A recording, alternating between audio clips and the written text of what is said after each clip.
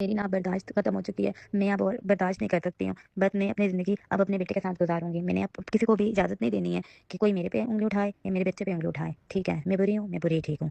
लेकिन बस मैं एक बात कहूँगी कि माँएँ क्यों शादियाँ करती हैं अपने बेटों की? जब उन्हें पता होता है कि उनके बेटे किसी और को पसंद करते हैं, तो उनकी शादी उसी से कर देना।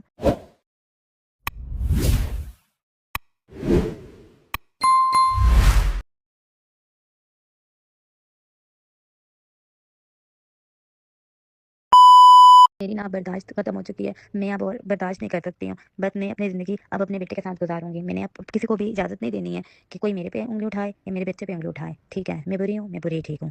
लेकिन बस मैं एक बात कहूँगी कि माँएँ क्यों शादियाँ करती हैं अपने बेटों की? जब उन्हें पता होता है कि उनके बेटे किसी और को पसंद करते हैं, तो उनकी शादी उसी से कर देना। क्यों वो किसी और के बच्चे की ज़िंदगी ख़राब करते हैं? मेरा क्या कसूर था?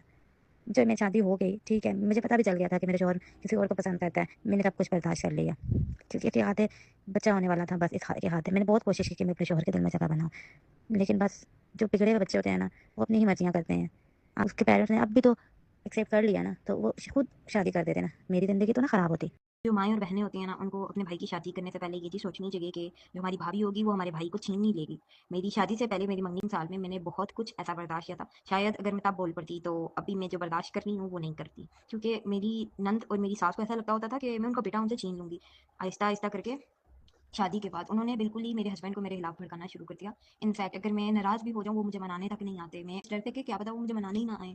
लेकिन बस ये मेरी सास और मेरी नंदों की वज़ह से हम दोनों का अपना पर्सनल रिलेशन बहुत ख़राब हो गया। और मेरी सास मेरे हस्बैंड को मेरे पास आने ही नहीं देती। वो कहती हैं कि मैं तुम्हारी दूसरी शादी करवा दूँगी, तुम्हें अगर कोई पसंद है तो बताओ, यही बस। लेकिन जैसा मैंने इमेजिन किया था कि वो तो सिर्फ़ अपनी अम्मी की सुनते हैं, उनके लिए बीवी कोई इम्पोर्टेंस नहीं रखती। वही रिज़ल्ट निकला जो मैंने इमेजिन किया था, जिस चीज़ की मेरी एक्सपेक्टेशंस थी, वो भी चाहते हैं कि वो दूसरी शादी कर लें और मुझसे जान छुड़वा लें अपनी।